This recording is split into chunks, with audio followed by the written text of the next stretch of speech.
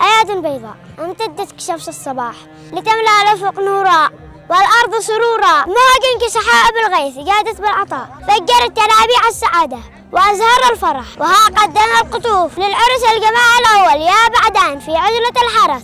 شكرا للداعمين المهندس عبد القادر هدوان والشيخ عبد صالح هدوان، ويا أهلا وسهلا بالجميع فوق العن والراس. كالصباح أشرقت فرحة الزمان، تملأ الأرض والربا والجنان، البذور أنورت والنجوم قد سرت، بين أفنان الجمال أفراح ثمان. فوق كل ساحة لها غاية، وفي كل ميدان لها راية، موطنها بعدان، الحرث لها عنوان، والمحلى لها كيان، واسمها هدوان.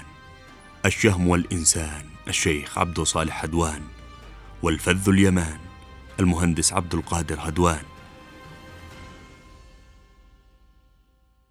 من عزم ومن رسم بجودهما وسخائهما هذه الفرحة الكبرى، وسطر أروع ملاحم التكافل الاجتماعي والأخوي، ومد يديهما كي يسر يعبر عليه الشباب نحو السكينة والاستقرار، بمبادرة خيرية منهما يقيما العرس الجماعي الأول لعزلة الحرث.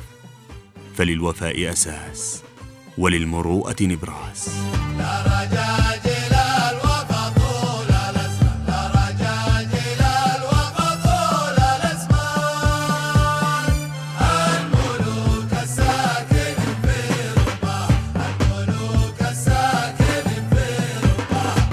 هدوان الصناديد الأبطال، علي هدوان الصناديد الأبطال، القبيلة الرائدة لا سواه، القبيلة الرائدة لا سواه.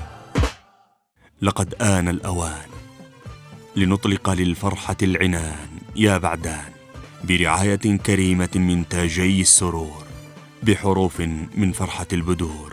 يتشرف الشيخ عبد صالح هدوان والمهندس عبد القادر هدوان بدعوتكم لفرحة جامعة واحتشاد يمني أصيل يمثل روح الجسد الواحد، لحضور حفل زفاف شبان العرس الجماعي الأول لعزلة الحرث بقرية المحلى، يومي الأربعاء 3 يونيو حفلة العشاء وليلة السمر، والخميس 4 يونيو الزفة ووليمة الغداء والمقيل.